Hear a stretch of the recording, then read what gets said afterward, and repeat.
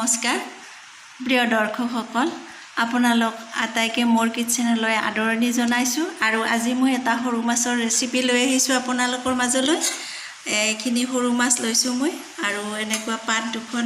মই পাত দুখিলা হেকি লৈছো ধুই এইখিনি মই পাতত দিয়া মাছ বনাম সৰু মাছৰ গতিকে মাছখিনিত অকমান নিমখ আৰু হালধি গুৰি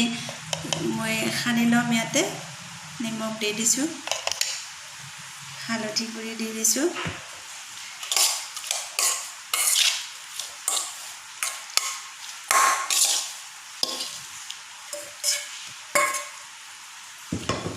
আৰু ইয়াত আদা নহৰু আৰু পিয়াজ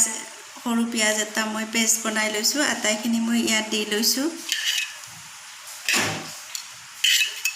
এটা জলকীয়া দি দিছো এনেদৰে পাতখন মেৰিয়াই লম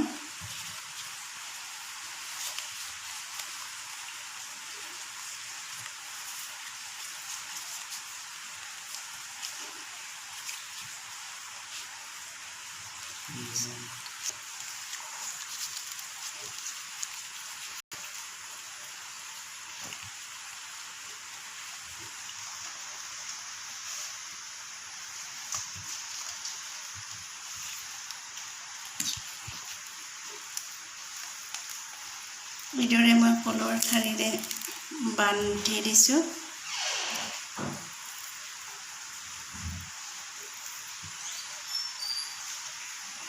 এতিয়া মই এইখিনি কেৰাহীত সিজাই লম ভাপত মই কেৰাহীত মাছৰ টোপোলাটো দি দিছো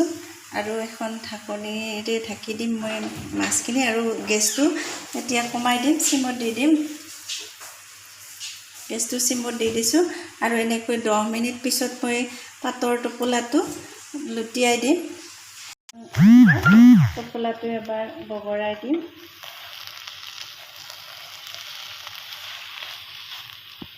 আৰু 10 মিনিট ঢাকি ৰাখিম 10 মিনিট পিছত মই এবাৰ লটাই দিম টোপোলাটো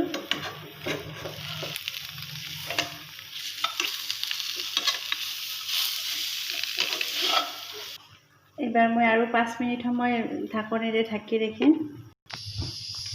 5 মিনিট পিছত মই ঢাকনিখন গুচাই দিছো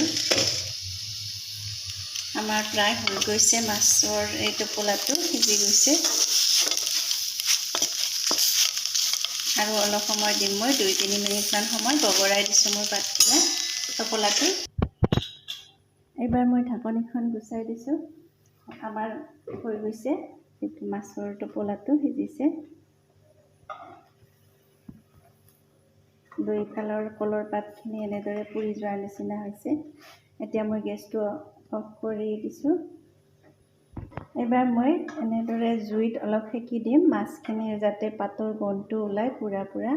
খাই ভাল লাগিব গেছৰ জুইখিনি বঢ়াই দিছো আৰু এনেদৰে অলপ পুৰি দিম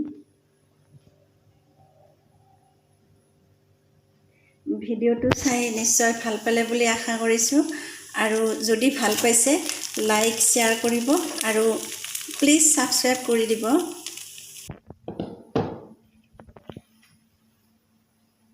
এতিয়া মই পাতখন গুচাই দিম এনেদৰে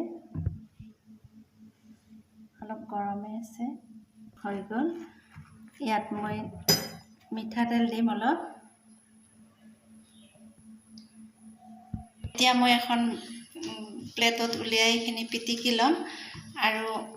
আজিলৈ এৰিছো পুনৰ এটা নতুন ভিডিও লৈ লগ পোৱাৰ প্ৰতিশ্ৰুতিৰে ধন্যবাদ